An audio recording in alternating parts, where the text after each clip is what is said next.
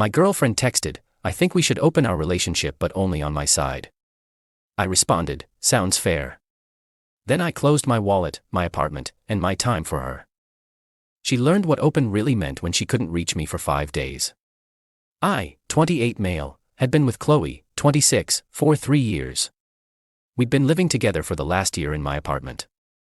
I thought things were solid until last Monday when she dropped this bomb via text while I was at work. "Babe, I've been thinking. I want to explore my sexuality and experience more before we settle down. I think we should open our relationship." I texted back, "Let's talk about this when I get home." "No, I've already decided. But just on my side. You're perfect the way you are. You don't need anyone else." I stared at my phone for a solid minute. My coworker Anton noticed my face. "You good?" I showed him the texts. He whistled low. "That's bold." When I got home, Qley was dressed up. Like really dressed up. New dress I'd never seen. "So," she said, twirling. "What do you think? About the dress or the one-sided open relationship?" She giggled. "Both. I have a date tonight with this guy from my yoga class." "Isn't this exciting?" "A date? Already?" "Well, we've been talking for a few weeks." "Weeks? Just as friends. But now we can explore more. You're okay with this, right?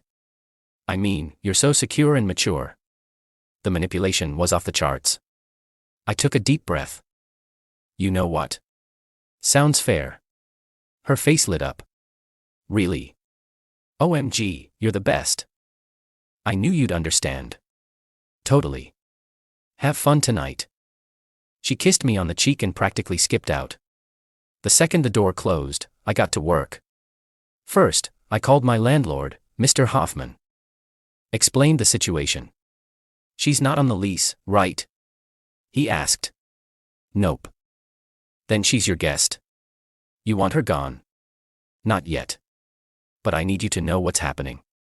Next, I went through our finances. We'd been splitting things, but I noticed something interesting. She hadn't paid her half of utilities in 2 months. Or groceries in 3. I'd been on autopilot, not noticing. Her car insurance. On my policy. Her phone. On my plan. Netflix, Hulu, HBO, Spotify. All mine. I didn't cancel anything. Yet. She came home at 2 a.m., humming. I pretended to be asleep. Tuesday she was glowing. Couldn't stop talking about Trevor, yoga guy, and how connected they were. "He's so spiritual, you know. He understands my need for growth." "That's great," I said, pouring my coffee. "You're not jealous?" "Why would I be? This was your decision." "I respect it." She seemed confused but pleased. Wednesday, she asked for money. "Babe, can you Venmo me $200? I want to get my nails done for my date tonight." "Oh, I figured since you're exploring independence and new experiences, you'd want to handle your own dating expenses. But you always pay for my nails." "Right when we were exclusive. But now you're dating other people. Doesn't seem fair for me to fund that." Her face scrunched up. "You're being petty." "How?" "You made a unilateral decision about our relationship. I'm just adjusting accordingly." She stomped off. Paid for her own nails. Thursday was when things escalated. "Why is my Netflix not working?" she called from the living room. "Oh, I changed the password." "What? Why?" "Well, I'm reconsidering who has access to my accounts." "Your accounts? We share everything." "No, you use my accounts." "There's a difference." She came storming into the kitchen. "What's your problem?" "No problem. You wanted to open things up." "I'm opening things up." "That's not what I meant." "What did you mean?" "I meant I could see other people but everything else stays the same." "So you want to date others while I pay for your life?" "You're twisting my words." "I'm literally repeating them back to you." She grabbed her purse. "I'm going to Trevor's. At least he appreciates me." "Cool. Have fun." Friday, I took a personal day. Packed all her stuff, neatly, carefully, in boxes. Changed the locks. She had a key but wasn't on the lease. Totally legal. Put her boxes in the building storage room with a note. Your things. You have 30 days to collect them. Then I blocked her on everything and went to my buddy Jerome's lake house for the weekend. Turned off my phone. Update 1. I turned my phone back on Monday morning to 73 missed calls, 126 texts, and 32 emails. Not from Qley. Blocked. But from her friends, her mom, even Trevor. My favorite was from Trevor. Bro, your girl is crazy. She's been at my place since Friday freaking out. Can you come get her? I texted back. Not my girl anymore. Your problem now. Spiritual King. Qley's best friend Mariah had left 15 voicemails, each more unhinged. I listened to them for entertainment while making breakfast.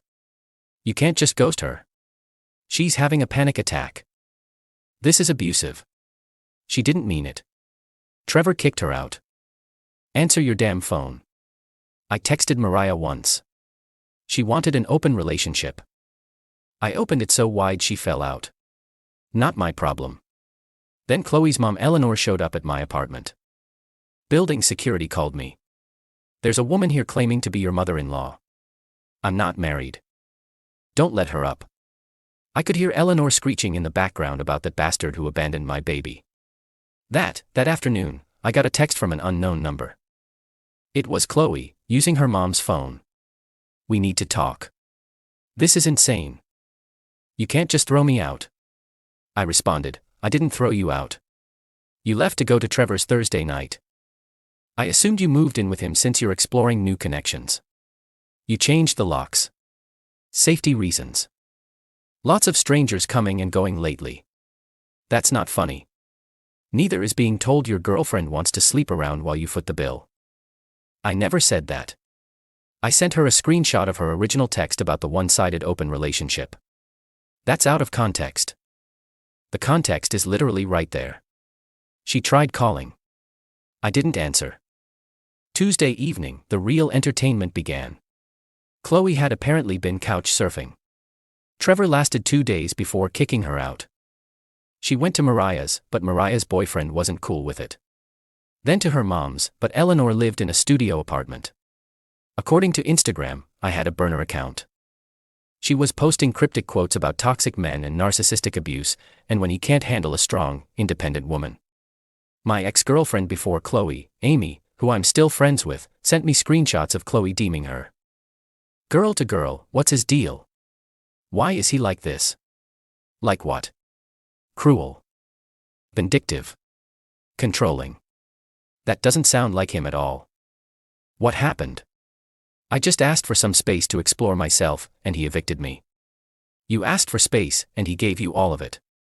Sounds fair. You're just still in love with him. LMAO, no, I'm married with twins, but nice try. Amy sent me laughing emojis. Dodged a bullet there, buddy. Update 2 by Wednesday, Qley had retained a lawyer. Or tried to. Turns out, lawyers cost money, and Qley had exactly $74 in her account. How do I know? Because she accidentally sent me a screenshot meant for Mariah showing her bank balance while complaining about financial abuse. Her mom Eleanor called me from a different number Thursday morning. You need to take her back. No. She made a mistake. She made a choice. She's staying in my studio. I can't live like this. Maybe you should have raised her to understand consequences. How dare you? I hung up. Thursday afternoon, I get a call from my building manager. Hey, just a heads up. Someone tried to break into your apartment. What? Don't worry, they didn't get in. New locks held. We have it on camera. Want to press charges? I watched the footage.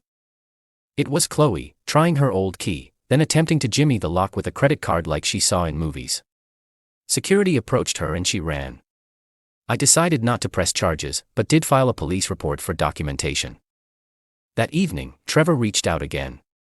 Dude, I'm sorry. I didn't know she had a boyfriend. You didn't know. You met her at yoga. She talked about me. She said you were her ex, said you were controlling, and she finally got free.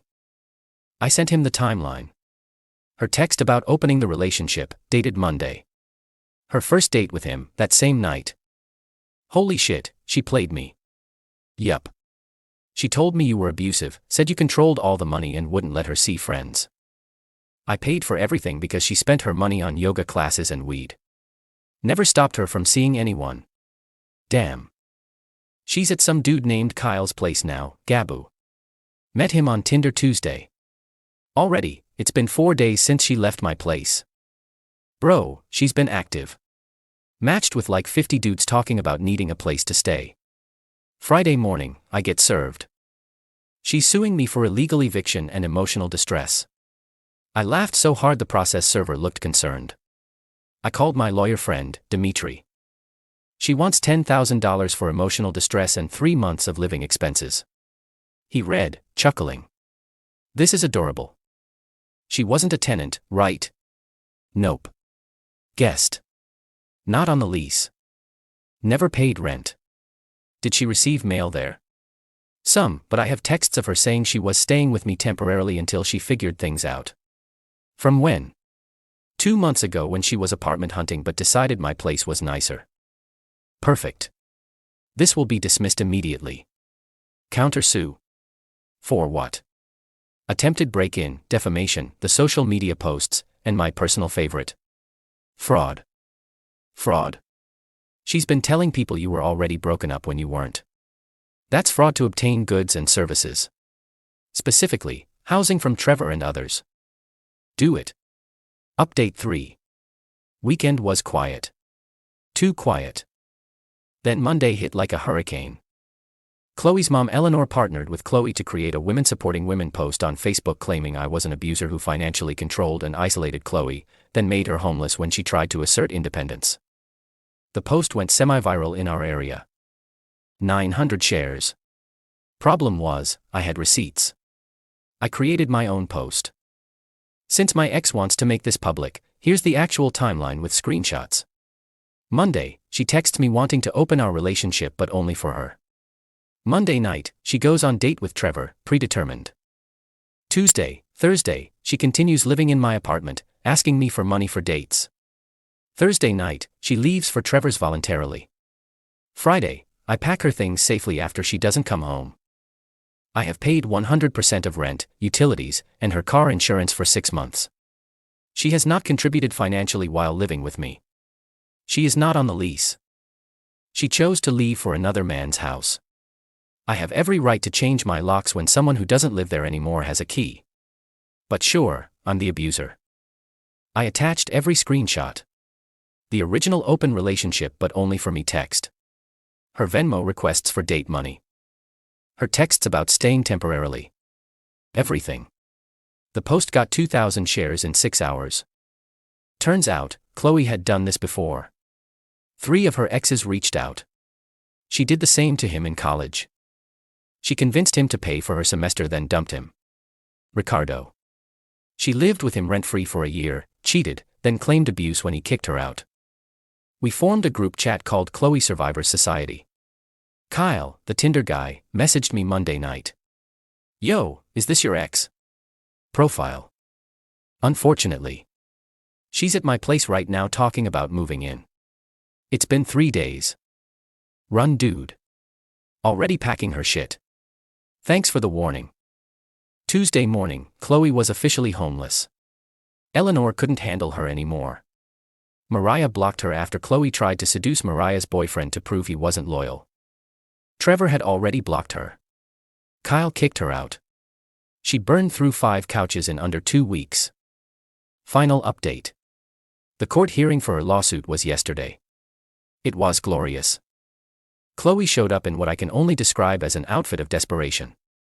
A dress way too formal for small claims court, like she was going to the Oscars. The judge reviewed her complaint, then looked at my counter-evidence. The lease, only my name. Bank statements showing I paid everything. Her texts admitting she was staying temporarily. The original open relationship text. Security footage of her trying to break in. Screenshots of her defamatory posts. Miss Qley. The judge began, already looking tired. You are not a tenant. You are a guest. You left voluntarily to stay with another man. Your ex-partner had every right to change his locks. But Your Honor, I had nowhere to go. According to these texts, you went to Trevor's house. Then Kyle's. Then several others. You had plenty of places to go. He financially abused me. Why not paying for your dates with other men? The courtroom actually laughed. Qley turned red. This is sexist. The judge, who was a woman, raised an eyebrow. How? He's using his financial privilege against me. His financial privilege of paying his own rent. More laughter. The judge dismissed her case with prejudice. She can't refile. And granted my countersuit. She owes me $500 for the attempted break-in. $1,000 for defamation. $20,500 for the 6 months of utilities, insurance she never paid. She screamed. Actually screamed in court. I don't have $4,000. Then I suggest you find employment. The judge said dryly. Eleanor stood up. This is unfair. He manipulated the system. The judge looked at her. Ma'am, your daughter wanted to have her cake and eat it too. She learned that actions have consequences. Case dismissed. Outside the courthouse, Qley tried one last manipulation. I loved you, she said, fake tears rolling. How could you do this to me? You did this to yourself. You wanted to open the relationship. I just opened it all the way. I didn't mean it like that. Then you should have communicated like an adult instead of announcing you were going to date others while I subsidized your life. Trevor walked by at that moment. He was there for a traffic ticket. Saw us. Immediately turned around. Qley ran after him. Trevor. Baby. We could try again. He literally jogged away. Jogged. Eleanor grabbed my arm. You ruined her life. No, she ruined her own life. I just stopped financing it. As of today, Qley is living with a cousin out of state. She's working at a call center, according to LinkedIn. Eleanor had to pay the $4,000 judgment to keep Qley's credit from being destroyed. Trevor is in therapy. He texted me. Kyle started a TikTok series called Red Flags I Ignored. Qley is episode 1. The Qley Survivors Society has monthly Zoom calls. It's actually therapeutic. I'm dating someone new. Rebecca from my rock climbing group. She has her own apartment, job, and doesn't believe in one-sided anything. Last week, I got one final text from an unknown number. I know this is Qley. I'm sorry. I messed up. I just wanted to feel desired and special. Can we talk? I replied. You wanted an open relationship where only you could see other people. That's not exploring or feeling special. That's narcissism. Please don't contact me again. You're really going to throw away 3 years? You threw them away the moment you decided I should fund your dating life. Goodbye. She's blocked again. But according to the Survivors Society, she's already trying the same script with some new guy. Posted about her toxic ex and how she needs a real man who understands polyamory. Poor dude has no idea what's coming. But that's not my problem anymore. I'm just living my life, paying my own bills, and dating someone who understands that relationships are a two-way street. Funny how opening the relationship all the way ended up closing it permanently. Play stupid games, win stupid prizes. Edit for those asking, yes, this is all legal. She was never a tenant, just a guest. The judge confirmed this. Edit 2 Kyle's TikTok is blowing up. Qley tried to copyright strike it but she has no grounds. Edit 3 Rebecca read this and laughed so hard she cried. She says Qley reminds her of her college roommate who wanted an open fridge policy but only for her food.